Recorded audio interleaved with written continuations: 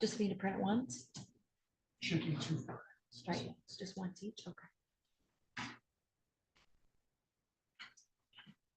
All right, we're on the record now in People versus Christopher Christ. We got 4 files set for hearing today. We have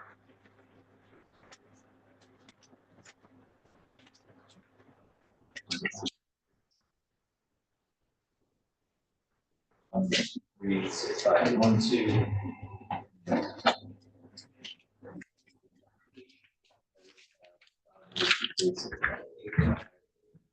So, all of these files are set for sentencing today. Mr. Chris,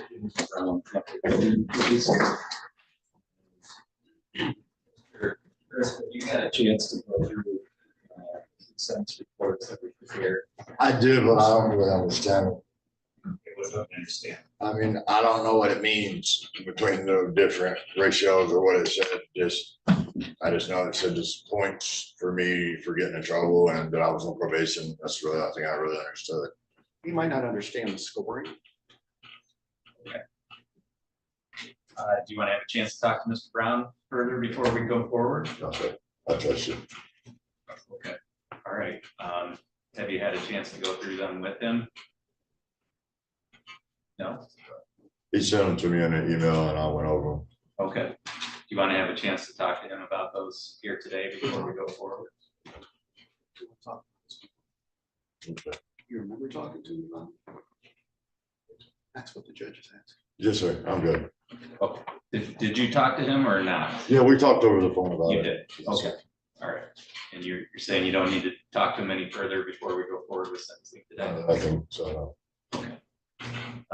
Mr. Brown, are there any additions, deletions, or corrections to either the violation report on those 2 files or the PSI as to the retail fraud or the drug charge?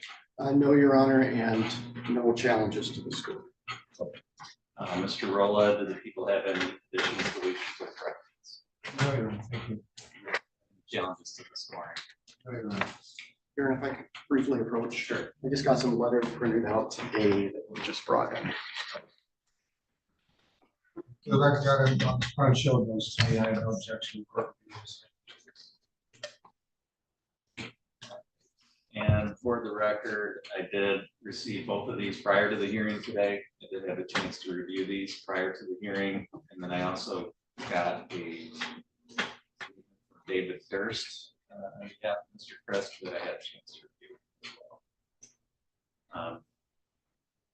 Mr. Rolla, did you say that you had any additions, deletions, or corrections? No, we do not, Judge. Thank you. Do the people have any challenges to the scoring? No, Your Honor. Anything on behalf of the people for allocation? Do you want me to address the probation violation separate or whatever the court preference is? I think if you want to allocate on the violations first and then on the newer files, Very good. That's I intend to just take all the statements and sentence as all. I figured that's what the court would do. It's just if you have a preference, that's how I do it. Sure. Because of course, as it turns out, some of the violations are as a result of the subsequent files that Mr. Chris was now facing sentencing on. In dealing with the violations, that's all I'm going to address it as far as that. I reviewed those. I understand what the basis is, and I see the recommendations on there. I don't take issue with that. As to the 2 more recent files, specifically the furnishing contraband as a habitual second, file number 2365.2. Oddly enough, or ironically enough, depending on how the court chooses to address it, the method by which the Suboxone was taken into the jail was being shipped in a book called Chaos. I say that ironically because then it effectively, ironically created chaos at the jail, not only to the extent of the concern that you have for having controlled substances brought into a jail, creating the danger that was described in the pre-sentence investigative report, but in this particular case, as a direct result of that happening, the jail then canceled the program the library, our local county library had with the prisoners book exchange at the jail. That no longer was in existence. So it wasn't mentioned in the PSI. I just bring that to the court's attention as a, either as an unintended consequence or as a fact, a consequence of the defendant's actions. So I just want to make sure I'm clear. So there used to be a program where the library would allow books to be brought in. Oh, in fact, yes, the second person in charge of the library would come in either every week or every other week. That's Miss Audrey Fournier. She happens to be a friend of my daughter since about second grade, so I've known Audrey for a very long time. In any case, she came to me and she asked me if there was anything I could do to get the book program reinstated, because every other week she'd bring a cart of books and they would swap them with the ones that they had in the jail that the prisoners could read and study on and do a whole bunch of things. But after this offense occurred, the jail canceled that program. Okay. All right. Thank you. I just wanted clarification. Sure. And as to the situation with the retail fraud, again, we have a circumstance where it's another example of, unfortunately, a very long history of situations where in a number of these matters, Mr. Crisp got involved in the same matters with his, well, as indicated in the earlier cases, for which he's now on a violation for, with his former girlfriend, now his wife, Jacqueline. She, of course, was involved in the controlled substance situation, and she's a co-defendant in the retail fraud situation. So it's been going on since at least 2021. I guess my point is simply this: the two of them, and again, I don't want to have Mr. Crisp held responsible for Jacqueline's activities, nor Jacqueline held responsible for Mr. Crisp's activities. But the reality of the situation is these matters, they're very often co-defendants on. And again, I don't know how, quite frankly, the court can address that. But there is a recommendation now because of most recent actions for the Department of Corrections. And unfortunately, the defendant, by his actions, has presented himself to create a risk for society. So I leave that to the court's discretion in regards to imposition of sentence. Thank you, Your Honor. Thank you, Mr. Brown. Excuse me, Mr. Brown. Your Honor, first, and this was news to me about the book program, but the court is well aware there has been contraband taken into the jail on multiple occasions by multiple different people. I would have to assume that maybe somebody tried to get him in through a book in the past. I don't think that can necessarily be attributed to Mr. Crisp in this particular situation. He does have a very lengthy criminal history, the vast majority of which involves drugs and substance abuse, and he's very well aware of that. He is still at the age, I believe, that rehabilitation is very possible. He has bettered his life. He is currently employed full-time. He has not messed up since he has been out on bond, to my knowledge. He is currently enrolled in Harbor Hall. He has been in counseling. His support is here, someone from Harbor Hall, and I believe his counselor as well. They speak very, very highly of him. He is very committed. There's been some issues with him, the people that he may have associated with. This court's well aware of the impact that substances have on people, the way that it makes them think. But he has been clean from substances for a very, very long time now. And by all accounts, has really turned his life around. We see this, and the court sees this a lot. But there does come an age, and I believe that Mr. Crisp is at that age, that he does not want to spend his life in prison and doesn't want to spend his life surrounded by substances or doing actions that substances ultimately lead to many times as well. So I would really ask the court to focus when sentencing here, focus on the rehabilitative potential in Mr. Crisp. Notwithstanding his very long record, this is perhaps the longest he has ever gone in a program, the highest praise he's ever received from people in that program that are firsthand witnesses to his progress and what he has done with his life. Some of these people that are in the program were in the same situation as Mr. Crisp, and now they are actually leaders at Harbor Hall because they have that firsthand experience of what addiction and things like that can do to a person, but they also have the firsthand experience of a person's potential to rehabilitate when they really put their mind to it.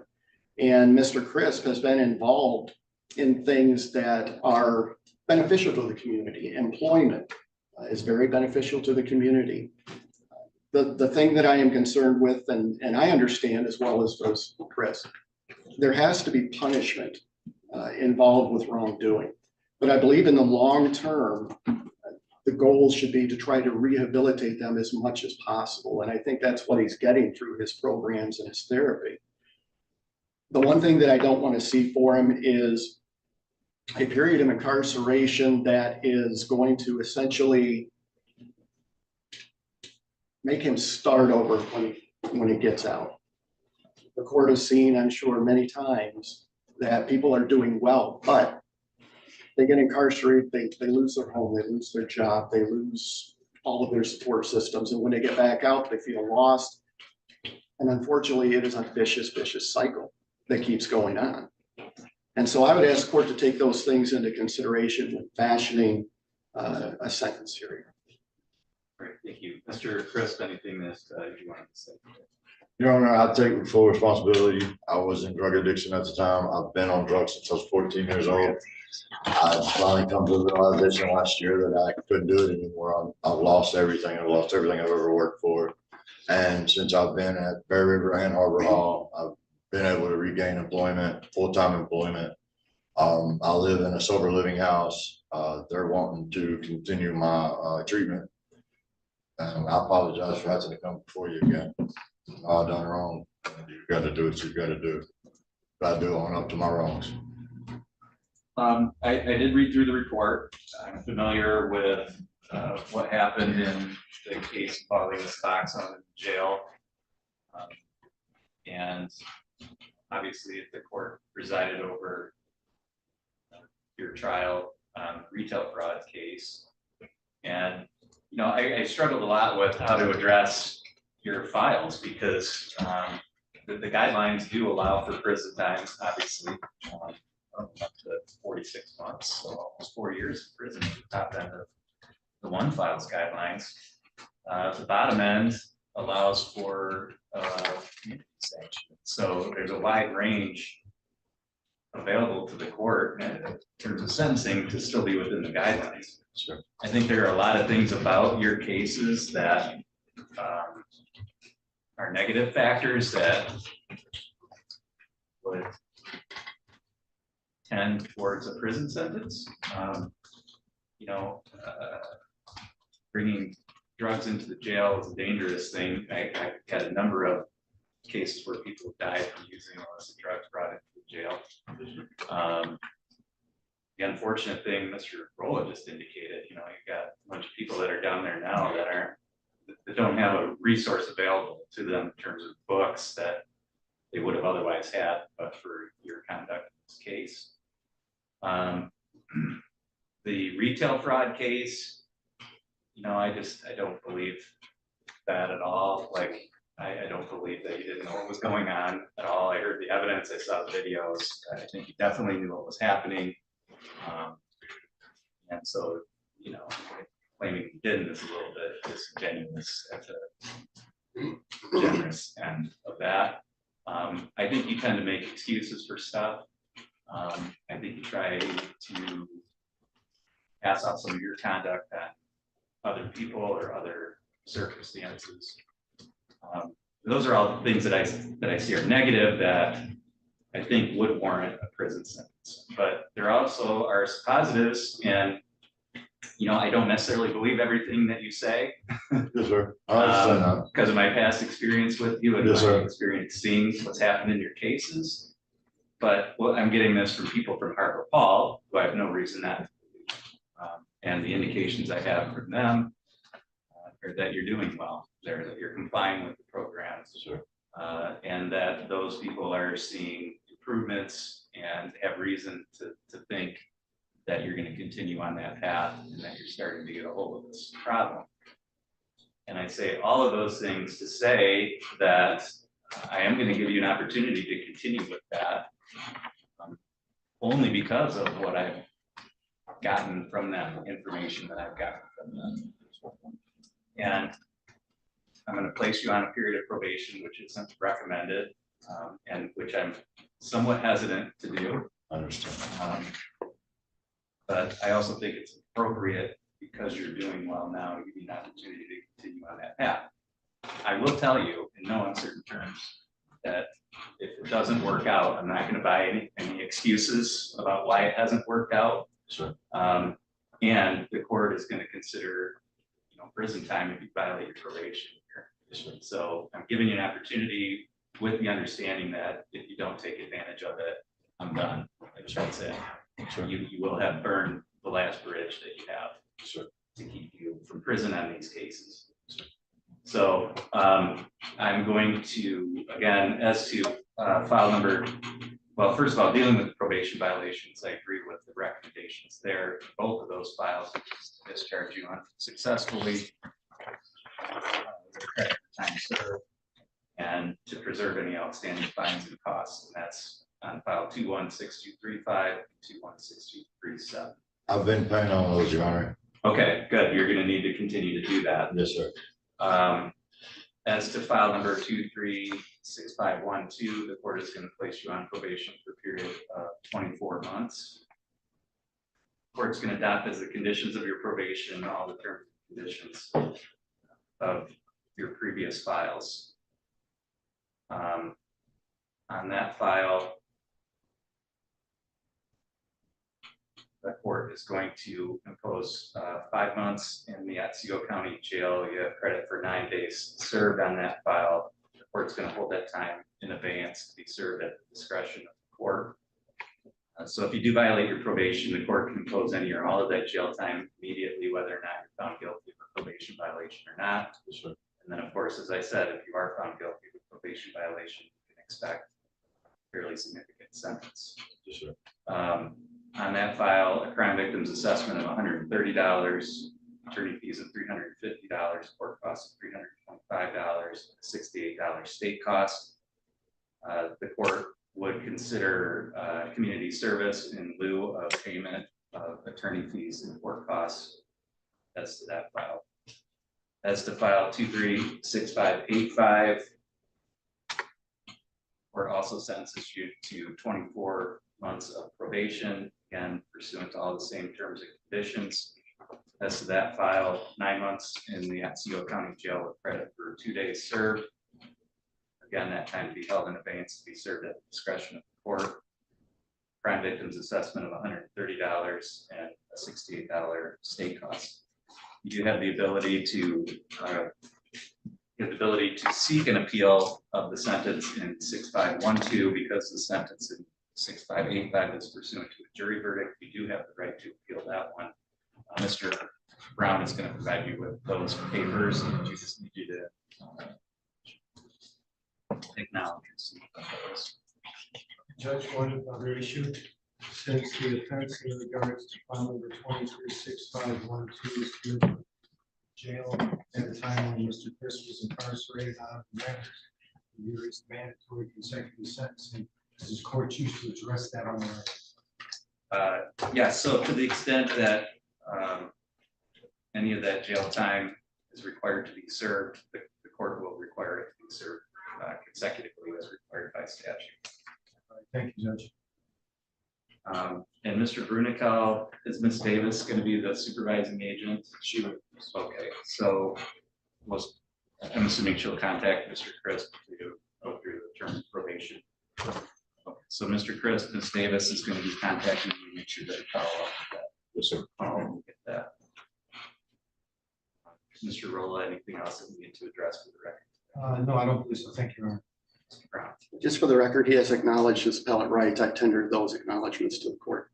All right, good luck to you going forward, Mr. Chris. Thank you, sir.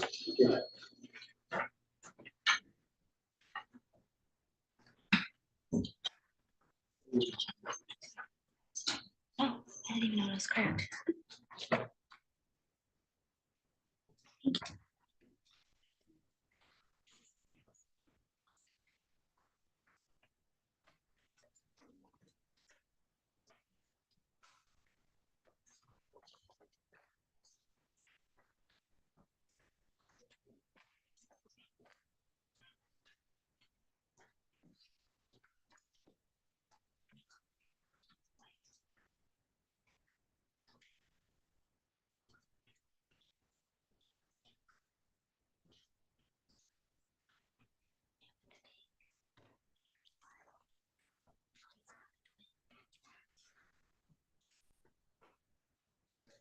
We have Ms. Walter present.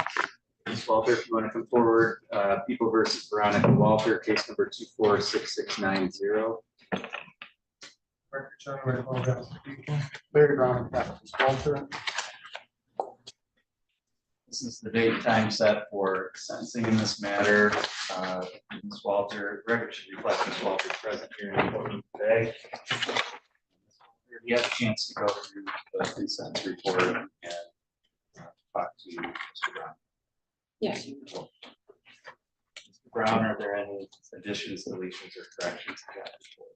No, Your Honor, and no challenges to the scoring. Mr. Rowland, do the people have any additions, deletions, or corrections? I don't believe it. I want you to prove it.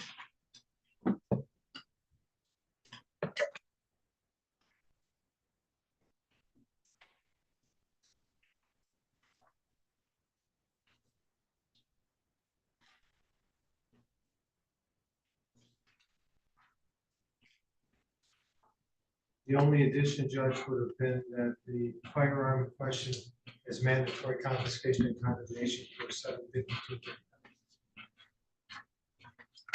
Any challenges to the scoring? No, Judge. Anything on behalf of the people for Alex? Judge, it's a situation where it's a first felony situation, there's a recommendation of 18 months, 90 days held in advance with fines, costs, and the other penalties. Again, people don't have any specific objections to that.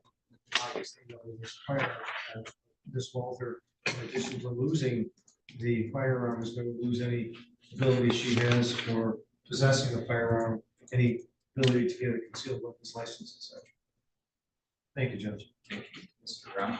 Your Honor, I would agree with the recommendation. Having this on the record does have its own penalties. She is going to be on probation, knowing that there is time hanging over her head if she does anything to violate that probation. While this is a firearms offense, it was a lawfully owned firearm by Ms. Walter. It was carrying it concealed in a vehicle. So this wasn't like a stolen weapon or untraceable weapon or anything like that. This was a concealed carry violation, which she got in the car and improperly dealt with that firearm. So there was no violence or any indication that she intended to use it for any nefarious purpose. So I would ask the court to take those into consideration and follow the recommendation. Ms. Walter, anything that you wanted to say? No. I read through the report. I'm familiar with the circumstances that bring you before the court today, as well as the information about your background and your history and so forth. Looking at all of that, I do think the recommendation is appropriate here. I think a period of probation to monitor your compliance with all those conditions, as well as to monitor that you don't have any further interactions with the criminal justice system, I think is appropriate. I think it's also appropriate to hold the jail time in abeyance. There aren't any aggravating factors here that I think would require upfront jail. I think holding that in abeyance, and obviously if you successfully complete your probation, you would never have to serve that time. And I think it does provide a good motivating factor to keep you in compliance as well. So the court is going to adopt that recommendation and sentence you to probation for a period of 18 months. The court is going to adopt as the conditions of that probation all the terms and conditions in the report. Ms. Davis, it looks like will be your supervising agent. She'll go through all those conditions with you, but it's important to understand what you can and can't do with the next 18 months. The court is going to sentence you to 90 days in the Otsego County Jail with credit for 2 days served. The court is going to hold that time in advance. The court will impose a crime victims assessment of $130, attorney fees of $350, court costs of $325, DNA testing fee of $60, supervision fee of $30 per month while you're on probation, $68 state cost, and mandatory forfeiture of the weapon pursuant to statute. You do have the ability to seek an appeal of this sentence. Mr. Brown is going to provide you with some papers that explain to you what your appellate rights are, as well as how to request a court-appointed lawyer to help you with it.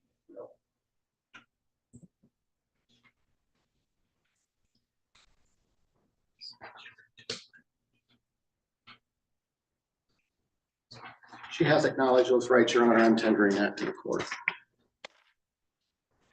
Mr. Rolla, anything further in this case? Yeah, thank you. Mr. Brown. No, Your Honor, thank you. So, Ms. Walter, Ms. Davis will be in touch with you. Make sure that you follow up with that call when you get that, and good luck to you going forward. Thank you.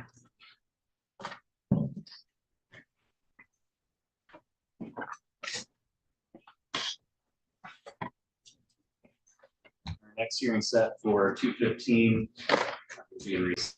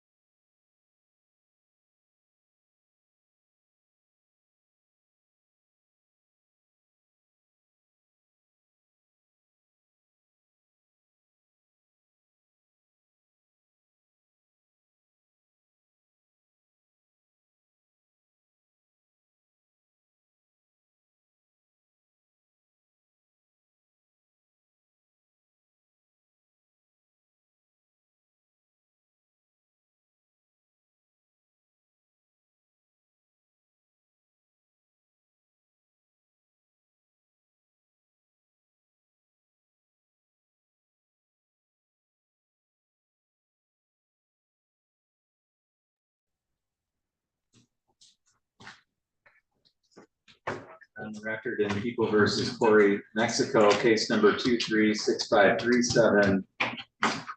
Record should reflect Mr. Mexico's present here in the courtroom today. If I could have both counsel put your appearances on. Claire Brown on behalf of Mr. Mexico. All right, this is the date and time set for in this matter. And Mr. Mexico, have you had a chance to go through the pre-sentence report and talk to Mr. Brown about that? And Mr. Brown, I know you have a scoring challenge, but before we get to that, are there any additions, deletions, or corrections? I do have a couple here, Your Honor. On offense number 9 of 9, which is this one, it says added count 5, possession of cocaine. It's actually a possession of fentanyl.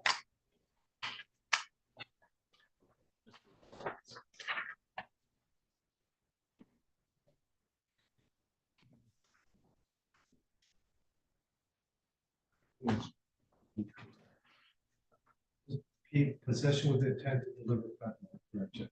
Okay, so the court will order that be corrected at entry 9 of 9. No, So I do a possession of fentanyl. Possession. yeah, Although I said possession with intent. no, that would,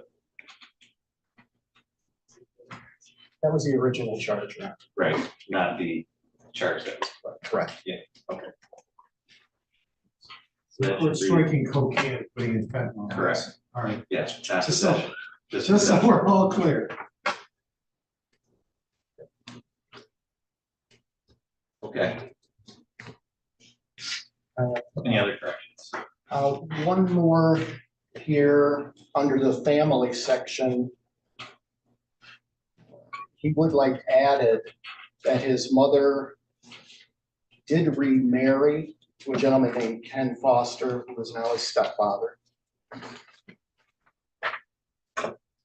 And he has a stepsister, Cassandra Foster.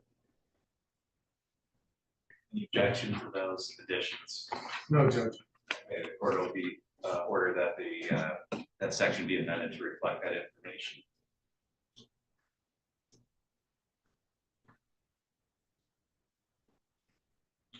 The other ones, Your Honor, I think I would use an allocution. They are, I don't know if I should add them or submit a correction. He's stating, there's a part in here under substance abuse where they're stating that he never sought treatment on his own, which he disagrees with. I don't know if that's something for allocution or if that would be something that would be amended or added.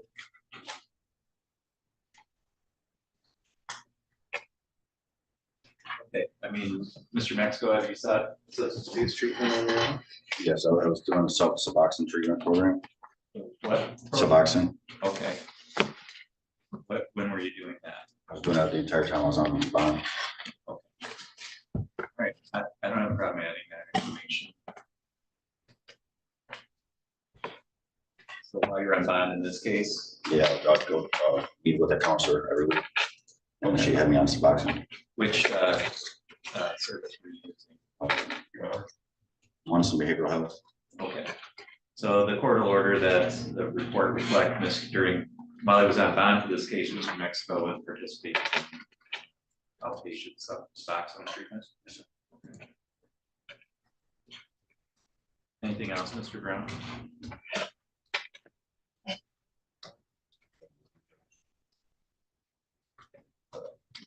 Possession with intent to deliver.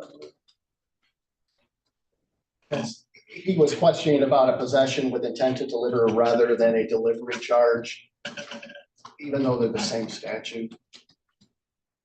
I don't think that is going to make a difference on here. I think the difference is he pled to a possession with intent rather than an actual delivery. Yeah, I mean, that's something that you can allocate about the different, the distinction between that in terms of what you view your actions were, Mr. Mexico. But for purposes of the statute, conduct is the same either way. So I'm not going to change the report on that, but I'm certainly willing to take into account actual differences in terms of your participation. There was one other under the description of the offense narrative. The report states that the search produced 0.8 grams of fentanyl and 6 paper bindles of fentanyl. Okay. And he is stating that the 6 bindles of fentanyl, that was the 0.8 grams. They're not separate. Judge, I think that language can work. We should. I don't know if that's correct or not. I should probably verify. Okay, yeah, I mean, we can take a look and see if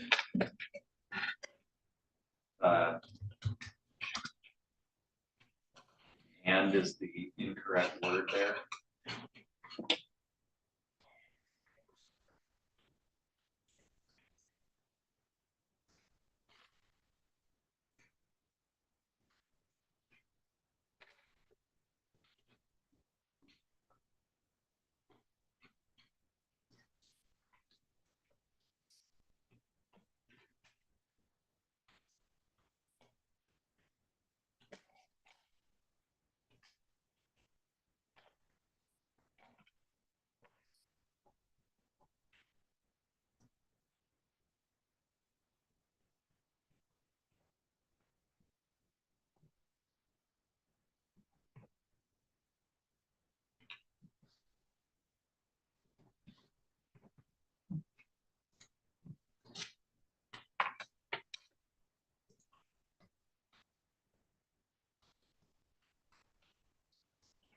Judge, I'm reading directly from the police report, and I'll read it verbatim to the court. This is under further investigation. Quote, "The search of the vehicle produced a black zipper case containing 4.7 grams of methamphetamine, comma, 0.8 grams of fentanyl, comma, and 6 paper bindles of fentanyl, period." Okay, so I'm not going to correct the PSI through allocution, Mr. Brown. You and Mr. Mexico are free to Yeah, sure. explain that or tell me why you think it's different, but it does appear to be coming directly from the police report. Therefore, it's part of the PSI. Any other changes? No, Your Honor. The record should also reflect that we received a support letter on behalf of Mr. Mexico. Katie Ford, I had a chance to review that prior to the hearing today. And then as to the challenge for the scoring, Mr. Brown, you're challenging OB 14, basically the factual sufficiency. Evidence that Mr. Mexico was a leader in a multi-offender situation. Yes, Your Honor. Just because there were multiple people there does not necessarily make him a leader. The police report, the investigation is borne out in the challenge that it was a Samantha Webster that basically set all this up, was communicating with the CI, is the one who sold the actual substance while Mr. Mexico was currently in, I believe it was in Walmart. Further, Mr. Mexico, even though he has a lengthy criminal history, the only offense that he has for drugs, this is his first methamphetamine offense ever. The only other offense that he has is either possession of marijuana or an offense back in, I believe it was back in July of 2013. And that was a Kalkaska case, I believe, for cocaine or something else. It was a Class D offense. That is the only other, again, besides marijuana, drug conviction that he has. While I'm not super familiar with Ms. Webster's history, I think the fact that this was 10 years ago, he's had any indication with the delivery at all. And this now, given Ms. Webster's role in it at least, is not sufficient to claim that he was a leader in a multi-offender situation. Thank you, Mr. Rowland. With all due respect to Mr. Brown, there's a reason the defendant pled to possession with intent to deliver as opposed to delivery. The people agree, as I indicated in paragraph 4 of my response, that Samantha Webster was the one who, and again, she hasn't been convicted yet, so the matter's still ongoing, but is the one who's alleged to have done the first methamphetamine deal. Correct. However, for offense, trying to claim that this defendant and the third male in the vehicle, Mr. Lucan Bell, B-E-L-L, were of no import, quite frankly, we think is belied by the facts. Specifically, as indicated in this particular case and in the police report, but as indicated under my paragraphs 5, the facts specifically are that after Webster disappeared into Walmart, 2 men drove to the front entrance of Walmart to pick her up in the 3-door way. In fact, Miss Webster is the one who indicated when asked about the delivery, said she had to discuss the matter with this before she could provide it. Further, that after a traffic stop was made in the vehicle, the Honda Accord, which this defendant was driving, and Webster in the front seat, Bell in the rear seat, searched the vehicle in a black zipper case located, of course, in the door pocket next to this defendant, not Mr. Webster. Miss Webster contained the fentanyl, which is why it was PWID, possession with intent to deliver, as opposed to delivery, containing the 0.8 grams of fentanyl, 6 paper bindles of fentanyl located in the driver's door pocket, another baggie with cotton fibers, hypodermic nerve bolts, small amount of methamphetamine, and then we had other things found near Mr. Bell's foot. Again, it's a situation where, as set forth by statute, MCL 777.442A requires trial courts to consider the entire criminal transaction, not, in other words, just the delivery that Ms. Webster did when determining the offender's role. What the defendant through counsel refers to, as I said, of being no import, clearly is indicated otherwise by the facts. Again, additionally, people would further submit that the defendant has 3 prior adult controlled substance offenses, and also found in his pocket, in addition to some brass knuckles, he had Suboxone strips. So we have effectively, we would submit respectfully to the court 2 leaders in this particular matter, as set forth under the offense where there are more or 3 or more individuals. The court can have 2 people be leaders in a multiple offender situation.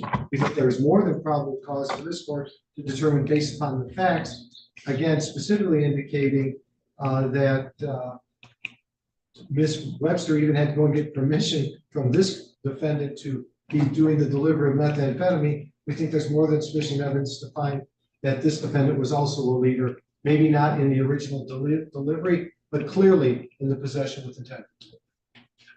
All right, so I had a chance to review the law regarding OB 14. As the parties are aware, the court has to find that there are facts by a preponderance of the evidence to support the scoring of a particular variable. I did review the PSI. Mr. Rolla did provide the police report. I had a chance to review all of that information, and that would be the basis for the court's finding here. I agree with Mr. Rolla in terms of the citation of the law that the court can consider the entire criminal transaction when making that determination about leadership under OB 14. And just looking at the standard definition of a leader, it's a person who directs or commands a group of individuals with regard to a particular act or acts. And I think there's a distinction there between a leader of a group and people within that group having varying degrees of participation. And I think what we have here is the latter. And I read through everything very carefully, and the court, under a preponderance standard, the court finds there's not enough evidence to support that Mr. Mexico was a leader. He may have had a different degree of participation than some of the other individuals, but there isn't any indication that he was directing or commanding what was going on. Certainly was participating in it based on the information I read. So the court is going to grant the challenge to OB 14 in order that that be scored at 0 as to both charges. And so that gives us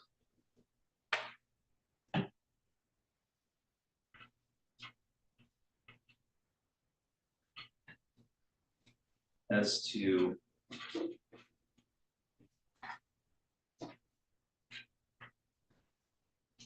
count 1, that reduces the total OB score to 15 reduces the level to 2.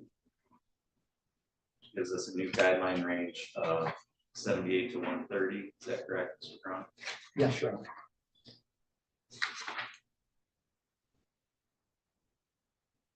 And as to count 2, again, an OB score of 10. This is the level 2. And what is the range of that one?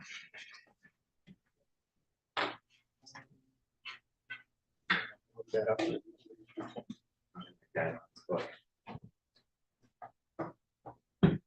Class is that is a class G. Class G. That'll be an F2. And F2 is 5 to, what's this, a habitual? No habitual, so it would be 5 to 23. Okay.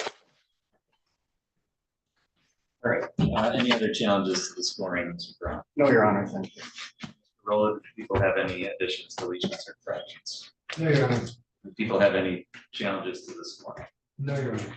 Anything on behalf of the people for allocation?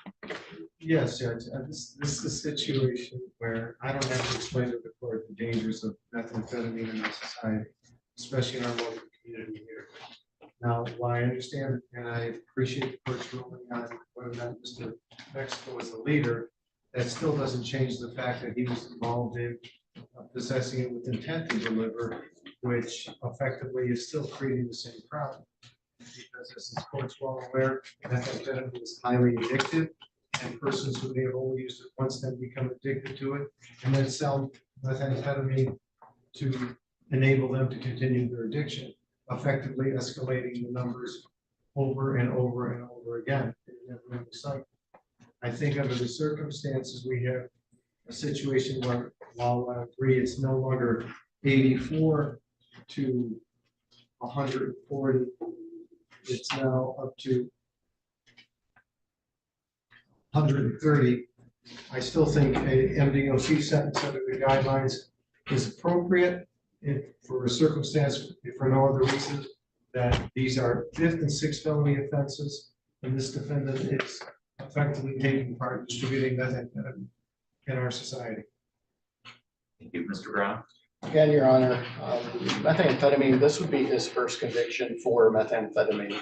Candidly, not his first drug conviction, but the first one involving methamphetamine, which is, everybody in here is aware, the legislature has obviously designated that as a more serious drug as far as cocaine or heroin or fentanyl or things like that go. He has had a very troubled upbringing. He does have a history of substance abuse, which I'm sure clouded his memory, clouded his mind. But on top of that, he has also been diagnosed with multiple mental health issues. I think there's some bipolar, schizophrenia, depression, anxiety, PTSD. He's on a variety of medications. I recognize some of them. I definitely know that Seroquel is a very powerful drug used to treat a lot of different mental health illnesses. So he is only 34 years old. He's still got a lot of life ahead of him. He's been to prison on other cases or other convictions, some of which were not drug related at all. I think that he could very highly benefit from some inpatient therapy, some psychological counseling. I would ask the court to try to fashion a sentence that takes those things into consideration to get him the help that he needs. He does have support in the community.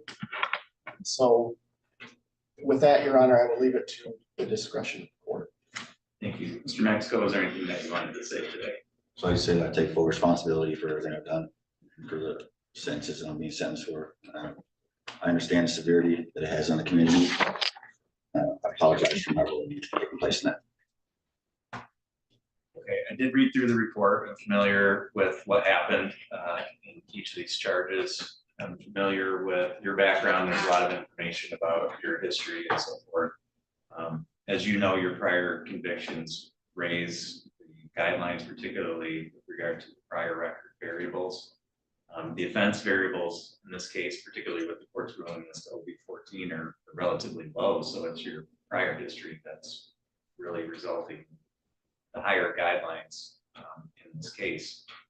Aside from that, as we've all acknowledged, being involved in distributing and delivery of that substance is something that as a community we have an interest in deterring and punishing to prevent people from engaging in that conduct.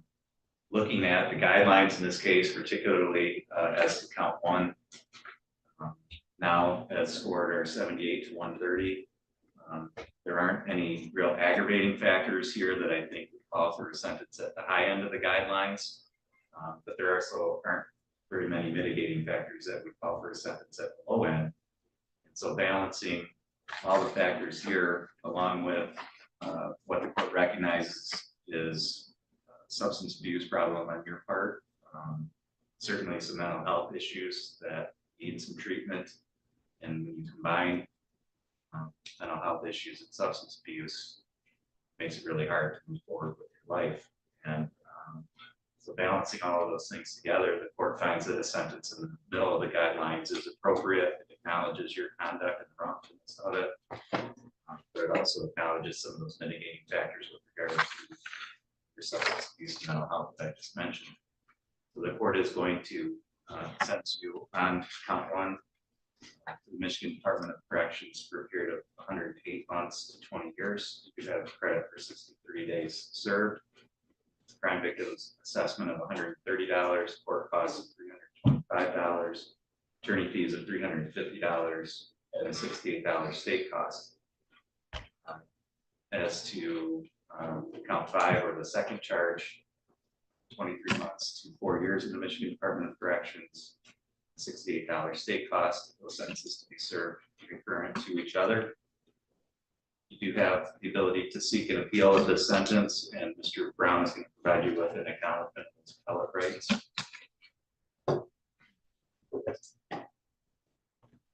He has acknowledged that, Your Honor, and I am tendering that to the court. Mr. Mexico, you are in custody of the state of this.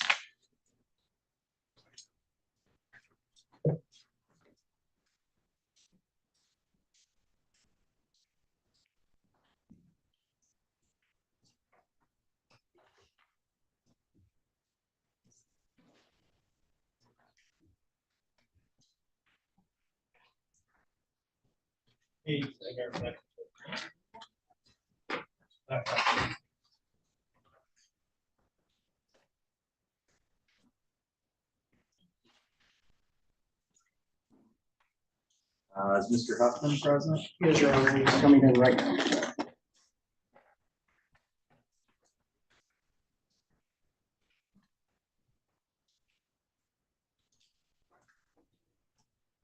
Mr. Huffman, if you come up to the podium there, please. And we'll go on the record in People versus Huffman, case number 236599. The record should reflect that Mr. Huffman is present here in the courtroom today.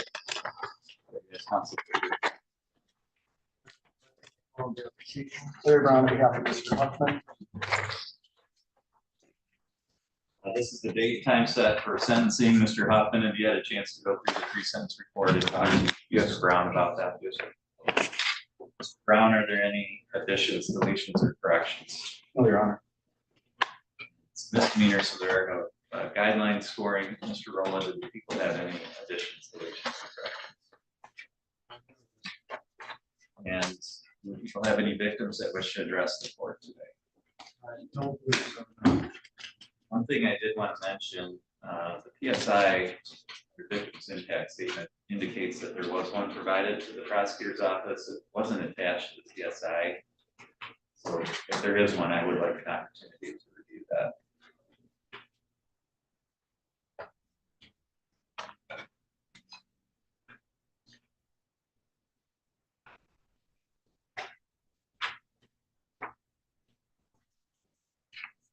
Your Honor, I received a the restitution statement. Right, that's the only.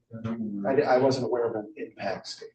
I'm just going, the PSI says a victim impact statement was provided and is attached to the report, but it wasn't attached, so. If it's just a statement, Judge, I can take a look at our other file and I'll give you that.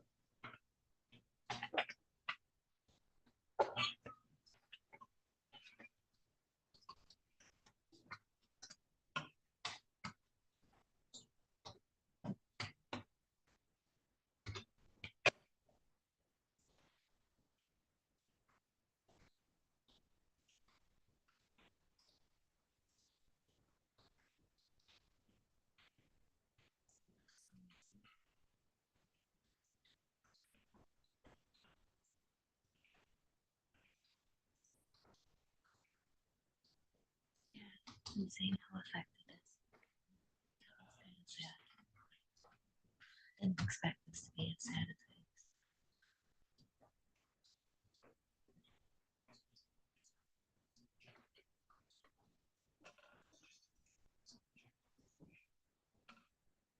it is. Judge, actually, there was a victim impact statement, I think it's 2 pages. I didn't see it attached to the PSI. If you want to email it to me, Mike, I can print it off. Yeah, I can do that too.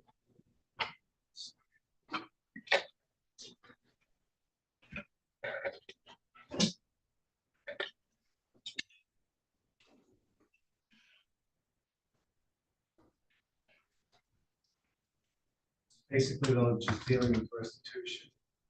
And there's a second one in here, and that's what it says that they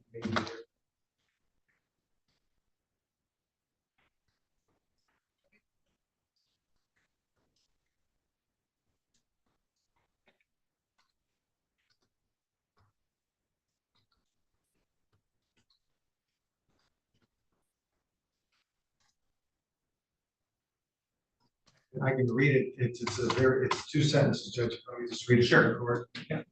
We would like complete payment for the transaction that started this, which included services charged to cover the items that were spent to pursue payment. Please see the attached statement for total amount, and then that was the restitution. thank you. I think that's what he's referring to. Okay. That's what I can find. Okay. All right, allocution, on behalf of the people that Mr. Rowe. Judge, this is a 1-year misdemeanor. And again, people had some reservations in doing that because Mr. Huffman's got a history of doing this all the way back to 1993. He said this would have been a first felony because previously before he's either had felonies reduced to misdemeanors or completely reduced to payment of restitution. Quite frankly, there's not a whole lot more that I can say. I see there's a recommendation of 12 days jail with credit for time served. Quite frankly, I'm not sure that covers it, even if it's made full restitution, which was the amount of $3,085.44. Thank you. Mr. Brown. Your Honor, I would ask the court to adopt the recommendation here.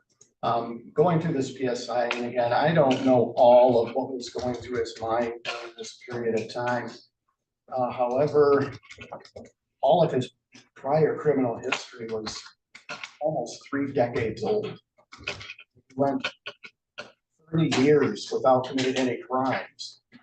So I definitely think this is going to be teaching him a lesson, that, hey, can't do this, and I'm sure it has.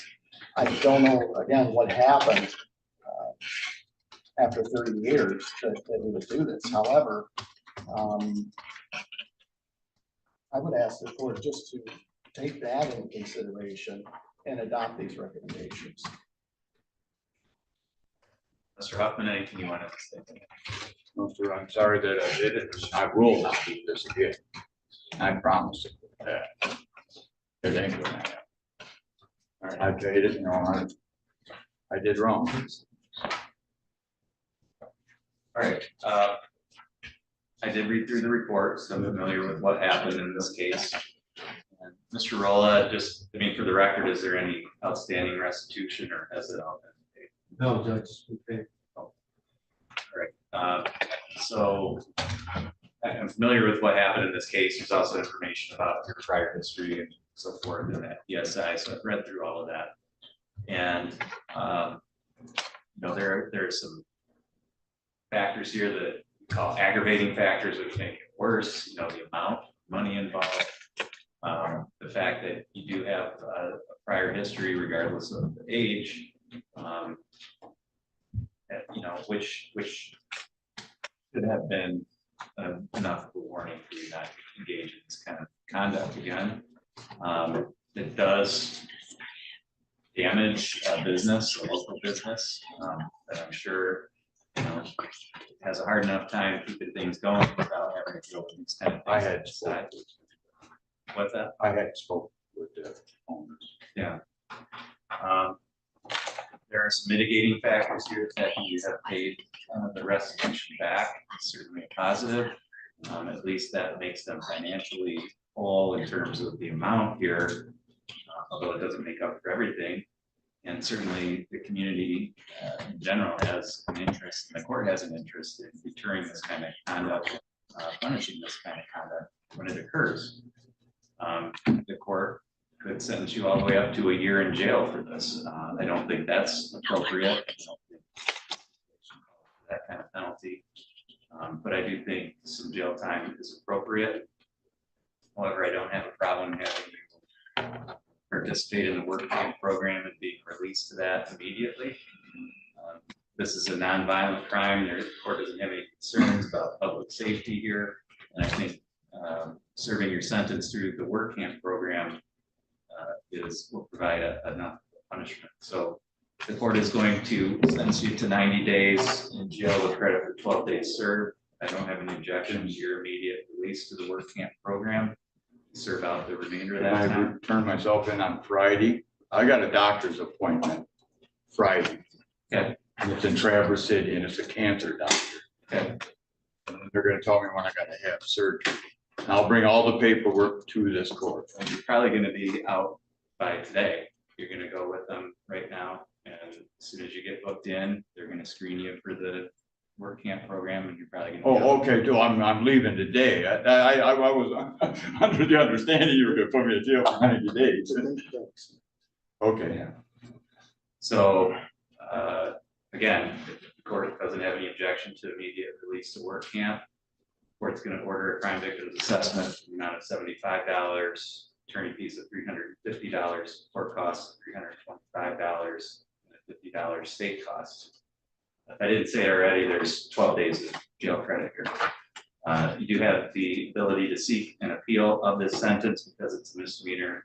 There are no written appellate rights, but if you wanted to file for an appeal, you would need to do that in the next 21 days. If you have questions about that, Mr. Brown will be able to answer any of those questions if you wanted to appeal the sentence. Mr. Rolla, anything further that we should have? Mr. Brown? No, Your Honor, thank you. So you're gonna go with these guys right now.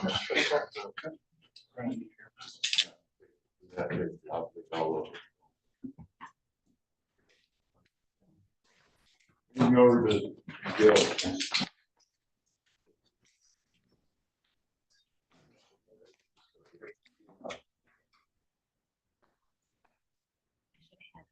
Our next hearing is set for 3:15, so we'll take a short recess and then we'll come back at that time.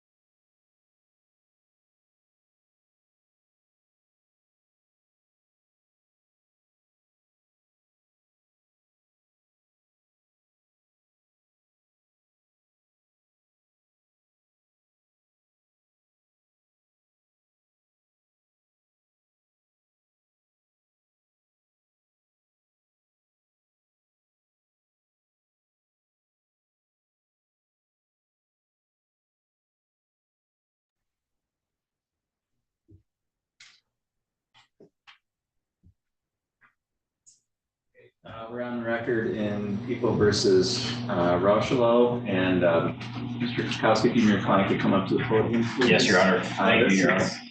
Case number 246708, and we got Mr. Rolla here on behalf of the people, Mr. Chakowski here on behalf of his client, and this is set for the status conference today. Mr. Chakowski, can you tell me where things are at with this? Certainly, Your Honor. Mr. Rushlow has recently been charged in Sheboygan. I'd like to have an opportunity to speak to the prosecutor there and also Mr. Rolla here to see if I can't resolve the matters jointly. I did just provide some discovery to Mr. Rolla as well. I think that he appreciate looking at before we have those discussions. So I'd be asking the court for an additional status conference and please the court. Thank you.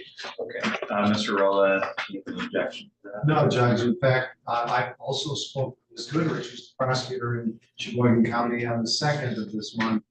I was made aware then at the time that Mr. Rushlow also has charges there. In that case, there's CSAM charges. And I was aware that more material might be coming.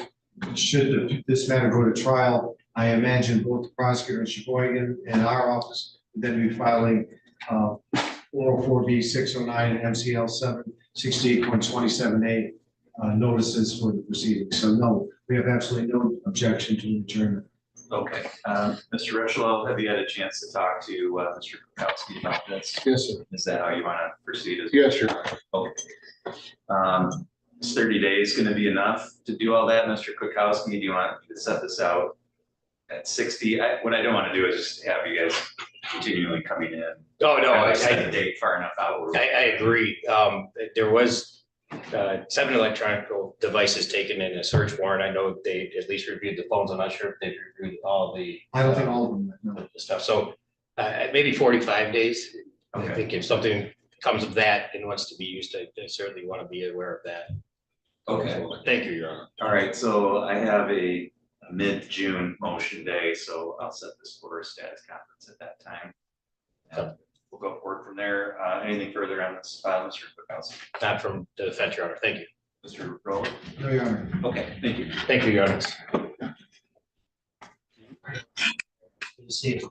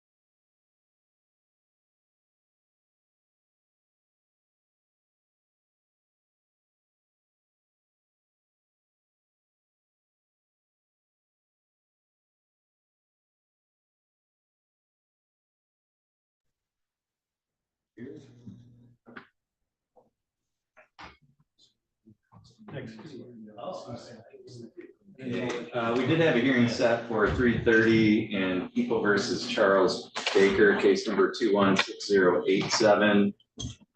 That was set by Zoom as a motion for resentencing. It's now 3:35. I don't see either Mr. Baker or his attorney, Mr. Siegel. That was adjourned. We don't have that. It was adjourned. Okay, yes. Okay, Okay, so I'm like, that was what? news to me, because I had somebody else to comment on the record on it. um, Okay, for a minute. we'll wait until that gets reset. So as soon as we have Ms. Clark and Ms. Perry up here, we'll proceed further.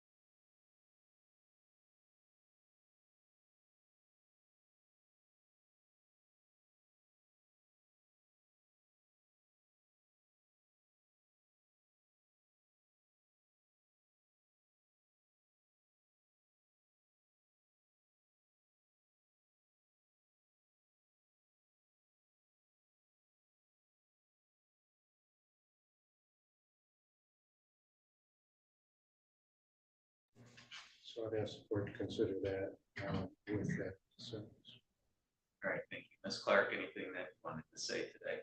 Just wanted to say, like, a lot of the reason that I got kicked out was because of a transportation issue. I was living like 50 minutes away due to a domestic violence issue, and when my car broke down, like, transportation became almost impossible for me. So, and I mean, I guess I really should have tried harder, but I didn't know what to do. So I'm sorry. I did read through the report. I'm familiar with what's happened since your original sentencing on these charges. And, you know, in the original sentence, the court imposed 10 months in jail that held that in abeyance, give you an opportunity through the drug court program.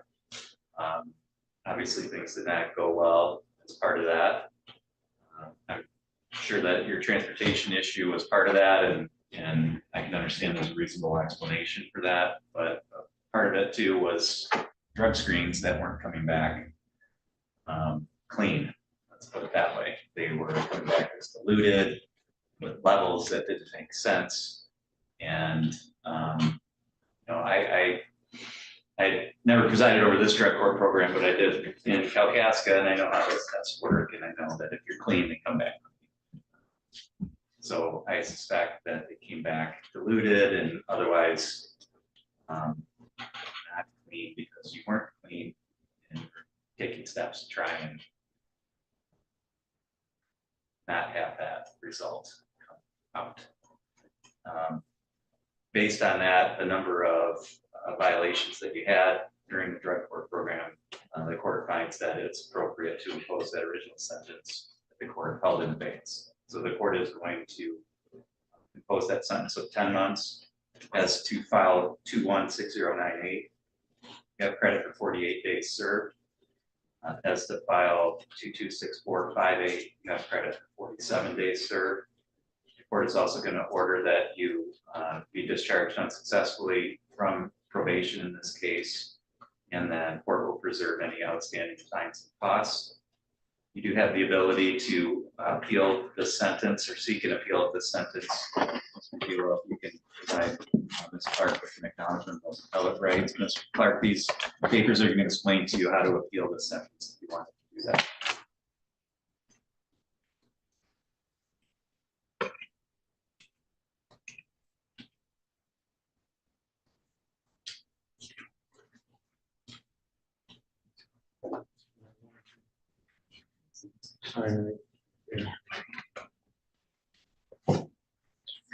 That's okay.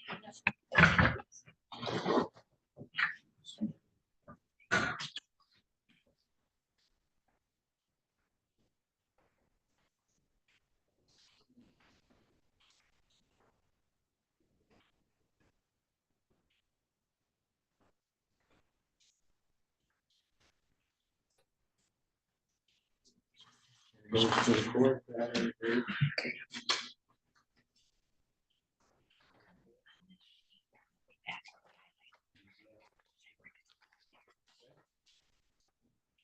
They still have, yeah. Clark, you are named in the custody of the county.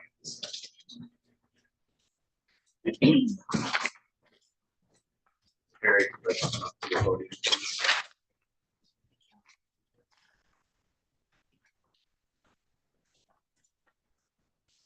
Record of People versus Perry. This is case number 226367. Record should reflect Ms. Perry is present here in the courtroom today.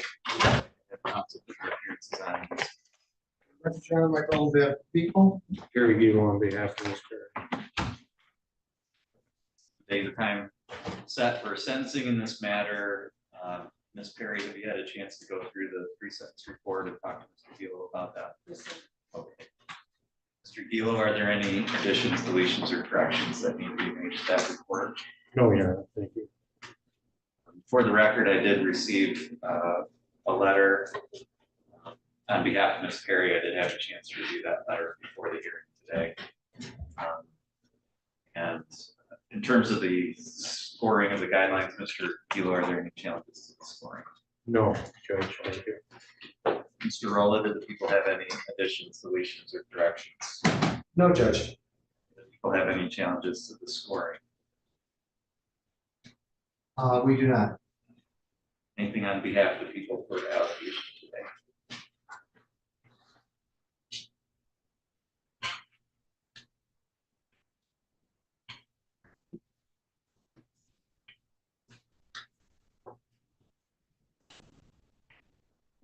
The only thing I would have indicated as far as elocution, again, we didn't challenge it as the scoring. But just as the court's aware, under now the current holdings in People versus Baskinville, BASKNVILLE, which is at 333 Michigan Appeals 276 page 301, 2020 case, and also citing People versus Sowers, SOURS, 315 Michigan Appeals 346 at pages 341 through 350, a 2016 case. Since the defendant failed to appear for sentencing on April 5th, and a bench warrant was issued, the court could have actually found that she was interfering with the administration of justice. We're not asking for that scoring, but we do ask that the court to take into consideration her, if you will, non-appearance before the court, as well as anything in imposing sentence in this matter. The guidelines are 24 to 40 years. Sentencing with 2 days credit within the guidelines. Thank you, Mr. Kilo. Well, on behalf of my client, I'd just like, and the court knows, she's spent a significant amount of time in Bay City to take a look at her addiction issues. And she knows she's going to the Department of Corrections, which is going to be a significant amount of time relative to her sobriety. Control. I'd ask the court at this time, I don't know if she's eligible for the 60-day, 9 days credit, but if so, I'd like to see that. Ask the court to consider boot camp or some kind of based on her performance at prison. All right, thank you. Ms. Perry, anything that you want to say today? I'm sorry, I didn't hear it. I did read through the report, familiar with what happened in this case. Obviously, it's been on hold for quite a while. You were absconding. I understand based on the letter that was sent that you may have had some health problems during that period of time that may have contributed to that. I don't have any reason to believe that you didn't have legitimate health problems. However, this is something that needed to be taken care of the right way, along with your health problems. And certainly just absconding was not the way to do that. Looking at the circumstances as a whole and the guidelines, which are 24 to 40 months, the court finds that the sentence within the guidelines is appropriate. I think based on your conduct as well as what's happened during the intervening, I don't know, year now, between when you entered your plea and finally having sentencing, that a sentence within the guidelines, but near the upper third is appropriate to account for your conduct in this case, as well as your conduct since entering the plea. The court is going to grant jail credit 69 days. The court is going to sentence you to 36 months to 20 years in the Michigan Department of Corrections. Again, it's credit for 69 days served. Restitution in the amount of $100 payable to the Otsego County Clerk to be dispersed to Straits Area Narcotics. A DNA testing fee of $60, a state cost of $68, a crime victim's assessment of $130, court costs of $325, and attorney fees of $350. You have the ability to seek an appeal of the sentence. Mr. Gilo is going to give you some paperwork that explains what your appellate rights are. It's not a requested court appointed lawyer to help you with it.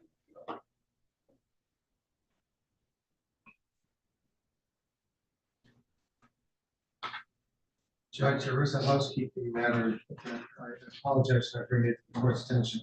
There was a typographical error actually under evaluation in plan on PSI on page 1, where it indicated on March 3rd, 2023, she were guilty of possession of methamphetamine and was scheduled to be sentenced on April 24th. I don't think it was actually possession. actually was a delivery. Possession only the 10-year offense. Okay, and that is reflected on the cover page, so the court Correct, Your Honor. order that be corrected. Mr. Judge, you sent her to 36 to 20 years? 36 months. Okay, 36 months to 20 years. Correct. All right, my bad. Ms. Perry, you are admitted to custody of the state of this next position. Thank you, Judge. We're gonna ask Chief for Ms. Clark. Thank you. That concludes our docket for today. We're to be in recess until 9 a.m. tomorrow in Crawford County.